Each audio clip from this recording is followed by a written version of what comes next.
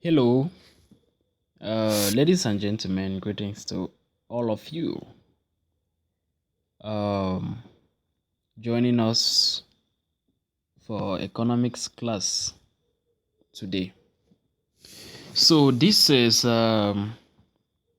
advanced level economics, the first topic, and then the first lesson in the first topic.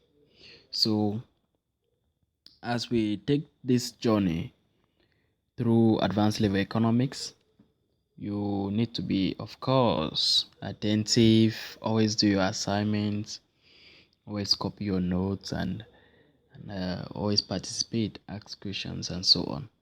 So we wish you the best of understanding as we go through the course.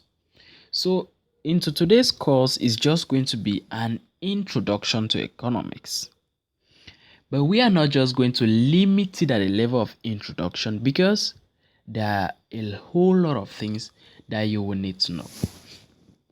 So I'll be talking on topic one, which is the the nature and scope of economics.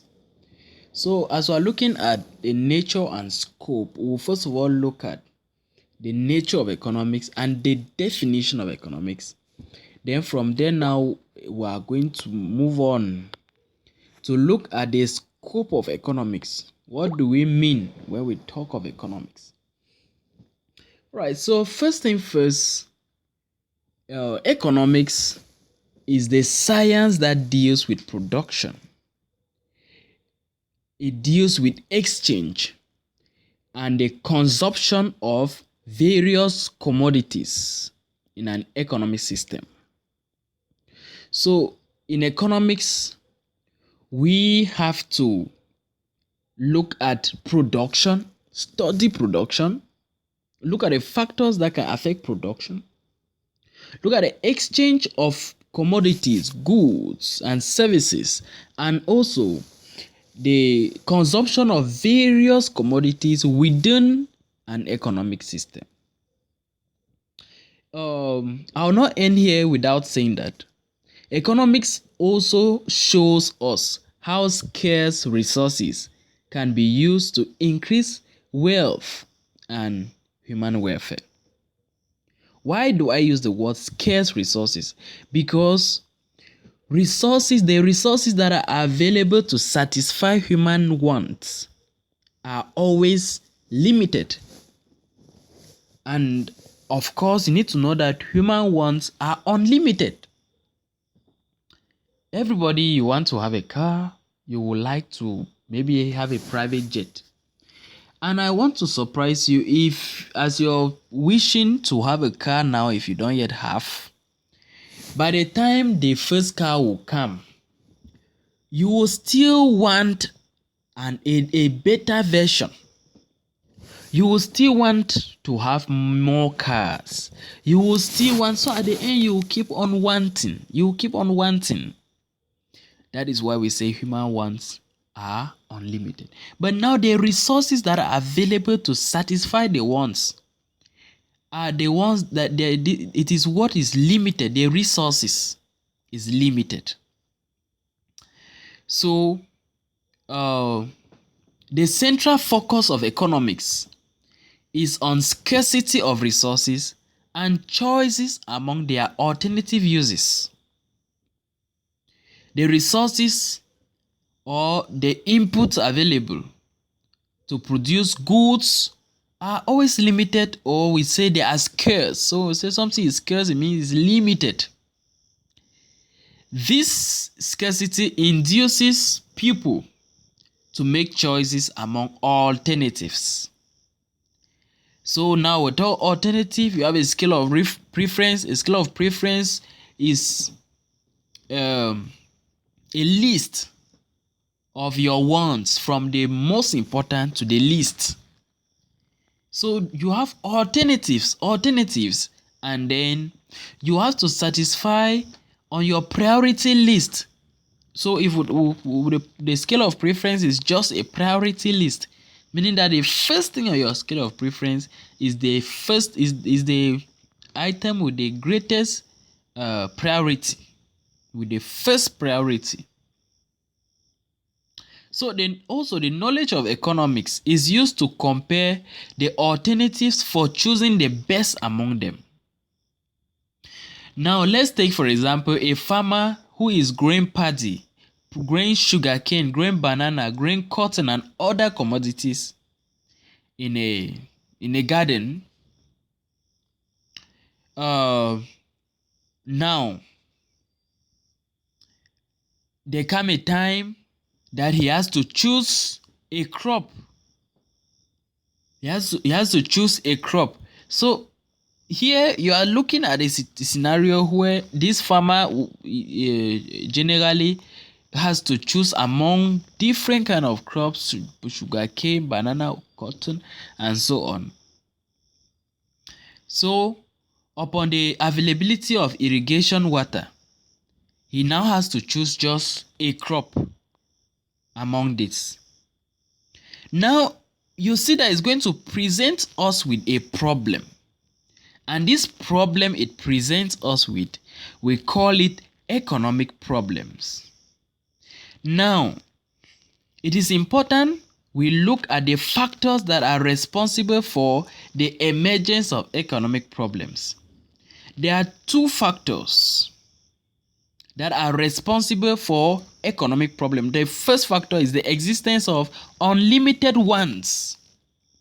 The fact that you always want a lot of things presents an economic problem because you can never have everything. You cannot eat your cake and have it all. One person, you will not have everything, and even if you are given everything, you will still want more. So that is the first factor that is responsible for the emergence of economic problem. Also, we have the second factor now, which is the scarcity of available resources. So yes, you want to have the whole world for yourself. You want cars, you want landed property, you want to get married to 15 wives, you want. The problem now is the resources to sustain, the resources to acquire these wants, are they available? Do you have enough money to buy the 17 cars that you want? This is a second factor that is responsible for the emergence of economic problems. Yes, you want to get married to 12 wives. Do you have what it takes to keep a peaceful home of 12 troublemakers? Do you actually have what it takes?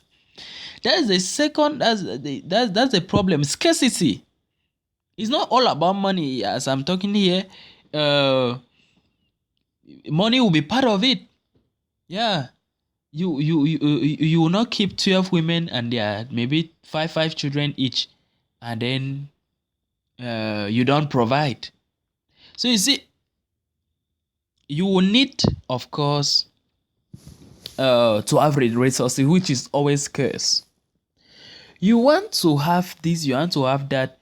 The phone you are using, you want to upgrade. You want to use the latest version of iPhone. You want to use Google Pixel or a Xiaomi phone. You want to do a lot of, you want to wear the most expensive dress available in town. Do you have what it takes? So these are the two questions. These are the two factors responsible for the emergence of economic problem. Human wants are numerous. Yes. Humans always have a lot of things they want to satisfy themselves. Now, they cannot actually have all those things because the resources are scarce.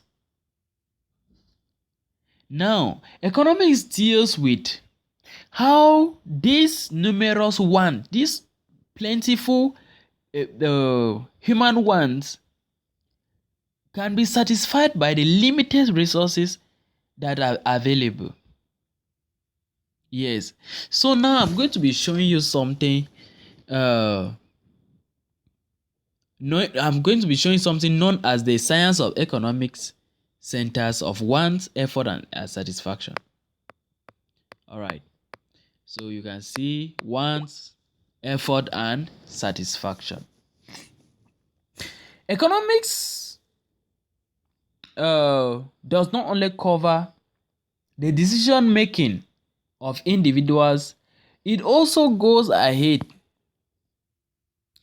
to look at the variables of economics, like for example public finance, international trade and so on, national income and so on. So this is what we call the want effort satisfaction uh, economic centers. Human beings, humans have, they have wants. Now the fact that they have wants, they have to, if you want to buy, you want to buy a car, do you how do you get the car? You work for it. So that now we're talking about effort. Excuse me, we're talking about effort because that thing you want to achieve is not given to lazy people, so you have to work for it, and by the time you work for it you are satisfied.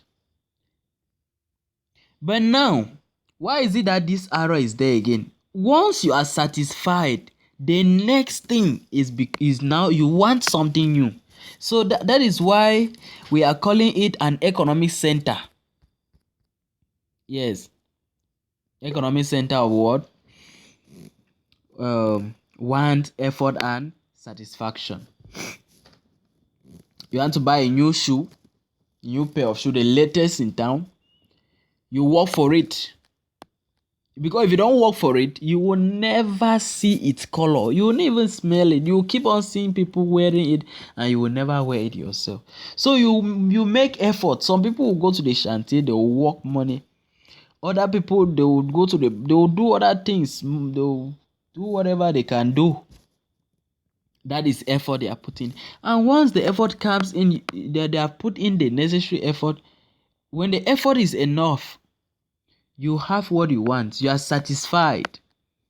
So you now buy that thing you wanted to purchase, you now have what you wanted to have, and then you are satisfied. But my point is, immediately the satisfaction come. It's not like after that, immediately once you have what you wanted, the next thing is another want. Sometimes you even have in your mind, immediately after this I'll do this. Sometimes you feel like if I have this thing, will I ever suffer in life? Will I ever need something again? Wait until you have it. By the day you will have it, you will be surprised that you are still chasing the wind, running after other things. So now, after talking about all these things, you now have, I believe you now have interest in studying economics already. You now see already economics as your best subject. So now let's look at what economics is. What is economics? I want you to know that many people had defined economics. People had given definitions for economics. Different school of thought. Several economists have defined economics, taking different aspects into consideration, and then the aspect they take into account give them a particular definition of economics, and we are going to look at them. We are now going to come to a compromise to see what exactly is adopted as the definition to economics. It is important to first of all know where economics is coming from. The word economics, as you can see in the note I drafted here, let me indicate it to you. The word economics was derived from two Greek words, oikos, which means a house, and nemein, which means manage. So, what does it mean? Economics means home management. being able to manage. So management of a home, or in other word, if we don't, we can say management of a household. When we say managing,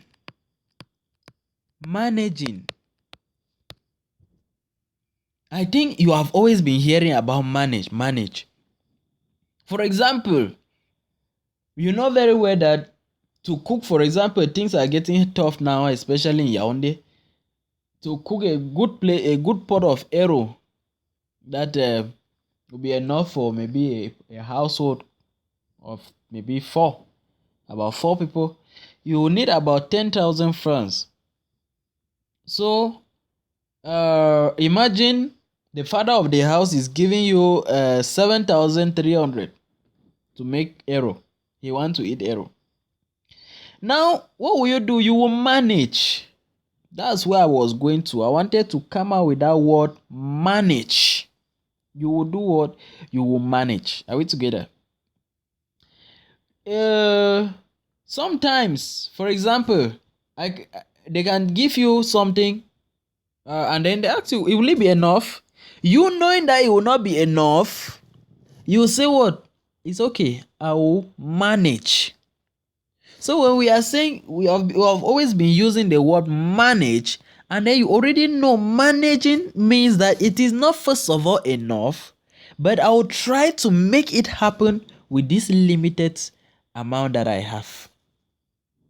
So economics is all about that. Trying to manage a household using limited available resources, limited funds, and then satisfy the wants, satisfy the need. Now, it does not mean that you will actually satisfy it the way it was supposed to. When we are managing, you're not actually supposed to satisfy in the way it should have been almost satisfied. But now, managing with the limited resources that are available to at least achieve a satisfaction, or the greatest manner of satisfaction that is possible. Yes. So for example, if they give you 5,300 for lunch, and then another day they give you 3,100, you see that these 2 days they will still eat in their house. Of course, people they will still eat, but now the quality of food. So there are different ways. At least at the end of the day, people have eaten, so they are satisfied. Good. So that's what we're saying. It doesn't mean that you go and kill yourself, and then before we say you have managed. So after looking at this now, you now see where economy is coming from. And after seeing where economy is coming from, we can look at the first definition of economic, which is known as the wealth definition of economics, that was given by Adam Smith. Adam Smith wrote a book. The book was titled An Inquiry into Nature and Causes of Wealth of Nations. In Adam Smith's book, that was titled An Inquiry into Nature and Causes of the Wealth of Nations, he came out with what we call today the wealth definition of economics. Now, Adam Smith defined economics as the science of wealth. So if I define economics today as the science of wealth, am I wrong? No. But it has criticisms. There are some critics defining economics just as just in terms of wealth is very limited. So we're going to look at that when we get to the critics. But for now, just know that Adam Smith, he defined economics in his book that was published in 1776. titled An Inquiry into Nature and Causes of the Wealth of Nations. And he said economics is defined as the science of wealth. He explained how a nation's wealth is created. He considered that the individual in the society want to promote only his own gain, and in this he is led by an invisible hand to promote the interests of the society, though he has no real intention to promote the society's interest, but of course to enrich his own pocket. Now, this definition is good, but you will see that Adam Smith defined economics only in terms of wealth and not in terms of human welfare. He forgot, or let me say, he omitted to consider scenarios where we say you can actually have the money, but then you are not living a quality life. When we talk of human welfare, we are looking at the quality of life that you live, the kind of life that you live. Yes. So some other economists condemned his definition. Particularly, we have someone like Ruskin. Ruskin condemned Adam Smith's definition of economics, and then he said Adam Smith's definition is just a dismal science. Because why did he consider it as a dismal science? What first of all is dismal science? Ruskin said that Adam Smith taught he's teaching people how to be selfish, and then selfishness is not a good practice. It's not, first of all, a moral ethic. So it's against good ethics. So galvanizing money for your private interest led by an invisible hand, and then people think that you are promoting the interest of the society, meanwhile you are promoting the interest of your pocket. That's what Adam Smith said. Yes, but he taught, meaning that according to Ruskin, he was teaching people selfishness.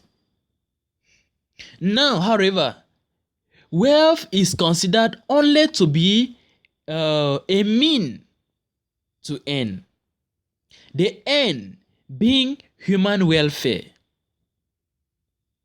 So wealth is just a means for you to live a good life. Therefore, wealth definition was rejected, and the emphasis was shifted from wealth to welfare. That if you want to define economics, you should rather pay more attention to welfare than to wealth. So now, since we have now shifted the interest to welfare, let's now look at what the definition of economics based on welfare. So when we come now to the definition of economy based on welfare, we will see a man called Alfred Marshall. Also, he wrote a book. His own book was titled Principles of Economics. His book was published in 1890. And in his book, he defined a type of economic which he called political economy. And a political economy. Yes. So, in this book he wrote, he also gave a definition to economics.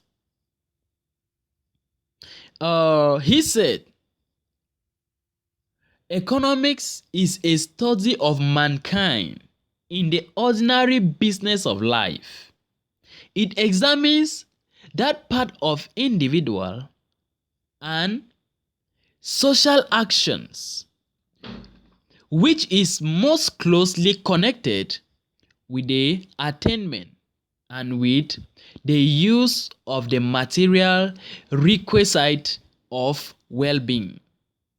Now, the fact that he has integrated well-being, which is welfare, he has added the welfare, people's well-being, the important feature of Marshall's definition are the following. The first thing, according to Marshall, economics is a study of mankind in the ordinary business of life. That's one, meaning the economic aspect of human life. Number two, according to Marshall, economics studies both individual and social actions aimed at promoting economic welfare of people. Number three, according to Marshall, in his definition, he makes a clear distinction between two types of things. He talks of two types of things, both the material and the non-material things. Meaning that now material things are those ones that we can see, we can feel them, we can touch them, like book, like rice, like a pen, like tables, TV. Now immaterial things are those ones that we cannot see them, we cannot feel them, we cannot touch them. For example, skills. You can do tailoring, but when we look at, you cannot touch that tailoring skill. Yes, we cannot touch it. You can swim. You can do public speaking. Those are skills.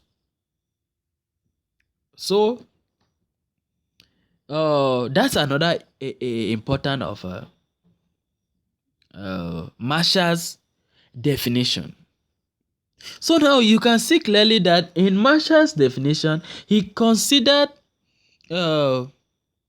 material things that are capable of promoting welfare of people. So now, are we taking Marshall's definition as the best definition of economics? Are we going to, because remember we said Adam Smith's definition was good but it was rejected. Now what about Marshall? Marshall considered only material things. After making this distinction that we have seen between material and non-material things, we now see that, for example, services like teaching. It means that teaching now, because you cannot see teaching, what you see is a teacher, you don't see the service that is rendered. The services of a doctor and so on. These services also promote welfare. The fact that you are sick, you also go to the hospital, and then the doctor gives you treatment, gives you medical attention, medical care, and you become well. It gives you, it promotes your welfare. If you are having all the material things and then you are not feeling fine, it means you are not fine. It means you are not rich. It means you are poor. Even though you have the money, but then you cannot use it, you are poor. So this is the only criticism of Marshall's definition to economics. It's one of the pertinent definition. So we are looking at Alfred Marshall's definition to economics, and then it is based on the concept of welfare. Now, again, there is no clear cut out definition of welfare.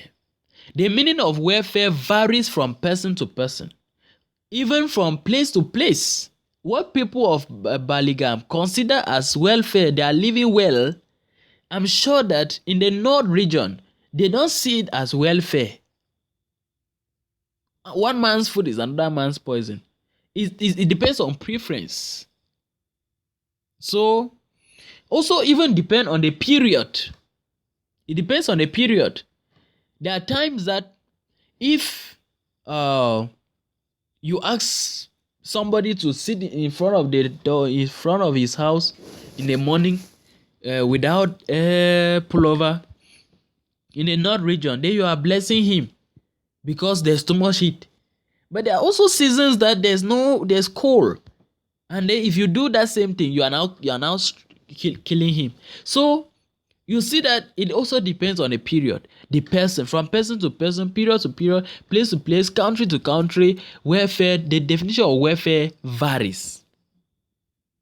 Now, it is also important to know that generally, welfare just simply means living a comfortable life, comfortable living condition of an individual or a group of individual, living with happiness, with joy, feeling achieved.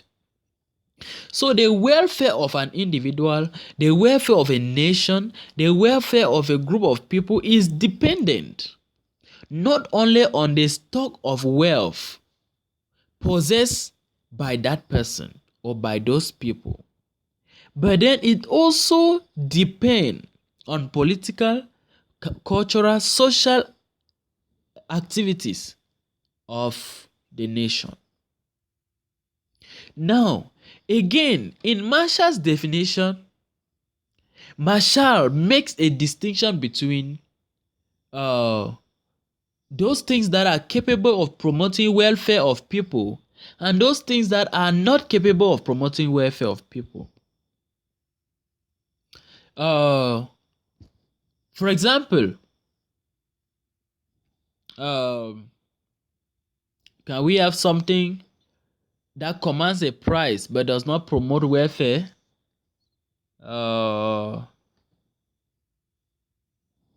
Something that is purchased but does not promote welfare, does not help people live a better life, because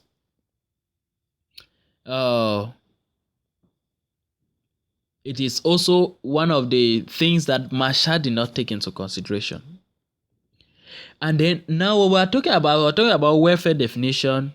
We'll still look at another welfare definition, which before I get there, I'll let you know that now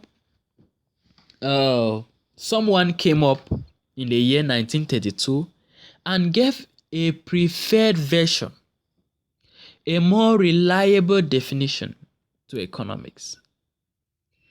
This person is known as Lionel Robbins, Professor Lord Lionel Robbins. Lionel Robbins also published his own book thereafter. In Lionel Robbins' book, which was titled an essay on the nature and significance of economic science, Lionel Robbins then published his book in 1932, an essay on the nature and significance of economic science. So now he gave a definition. Listen to this, Lionel Robbins. Economics is a science which studies human behavior as a relationship between ends and scarce means which have alternative uses. Best definition of economics. Now, since we are saying that this is the best definition, like we in the previous cases, we're looking at the credentials and the criticisms. So it does not mean that Lionel Robbins does not have critics. There are also criticism, but then we are seeing it to be the best out of all the definitions that people gave about economics. His definition also has critics, but then it is the best. First thing first, it takes into consideration three things that I'm going to talk about. Number one, ends. If you look at Lionel Robbins' definition of economic, in his book that was published in 1932, titled An Essay on the Nature and Significance of Economic Science, he mentions that economics is the science which studies human behavior as a relationship between ends ends. So what do we mean by ends? You have ever heard someone say maybe I was just trying to make both ends meet. Yeah. Or by that time I was still struggling to make both ends meet. What do they mean when they say ends? Um the word end simply mean human wants. So end mean human want. And then some of our young people today, they have adopted this word also when they wake up in the morning. How was the night at your end? In the afternoon, how was the day at your end? And so on. That end here simply means human wants. Now, when we say human wants, I also want to let you know that human wants are unlimited.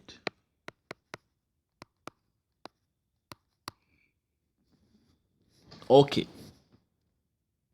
Now we look at this as we continue reading through Leonel Robin's definition. We see something. He says scarce means. So as we see scarce means, I'll first of all look at tell you what means. When they say means, what does it mean? Mean simply means that they uh the supply the resources. Now when they say scarce mean, it means that these resources are very scarce. So means here refer to what? Limited or scarce supply. It means that demand is always more than supply. If 3 million enters my hand now, by tomorrow it will finish already. Yes, because there are a lot of things. When money is signaling to enter your hand, it has been programmed. So when it comes in, it just passes. So that is the issue. You have wants. Now the means are limited. And then that is the beauty of economics. Now, Leonel Robbins mentioned scarce means, meaning that the scarcity of a commodity is to be considered only in relation to its demand. If we say that something is scarce, it means that the demand is high, but the supply is low. If you don't relate it to demand, don't say it is scarce. Now,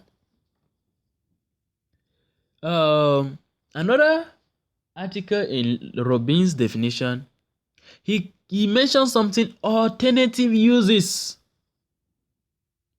Here now, what does it mean? It means that the scarce means are capable of having alternative uses.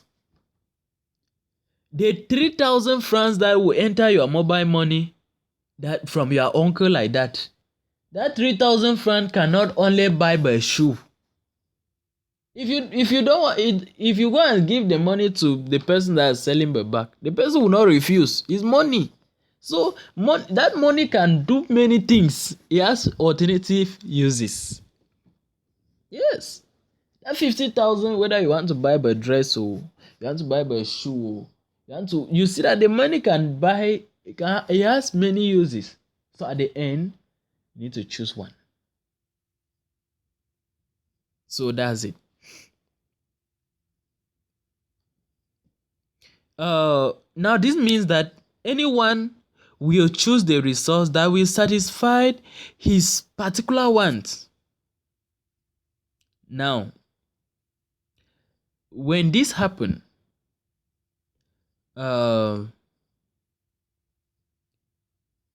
there were criticisms.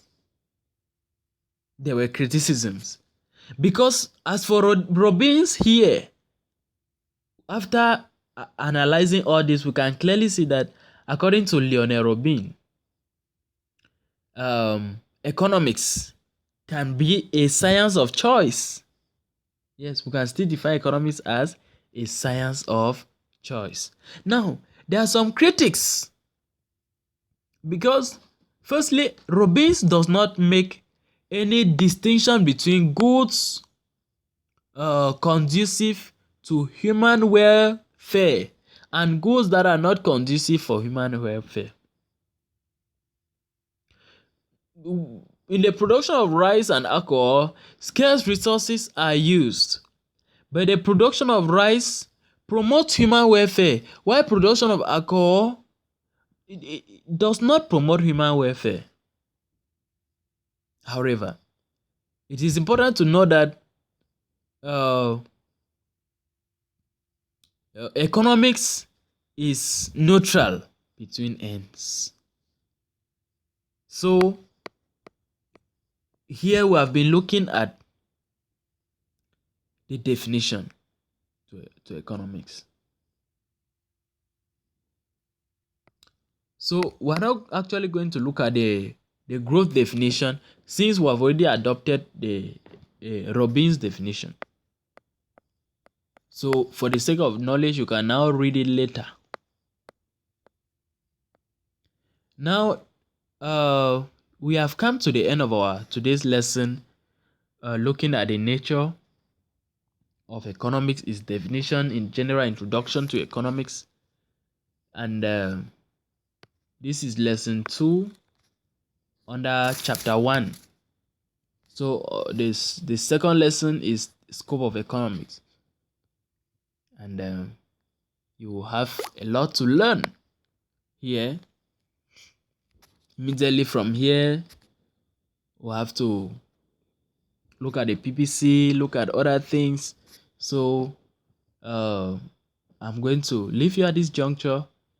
Do where to revise, do where to read, then see you in the next class where we'll talk on the scope of economics.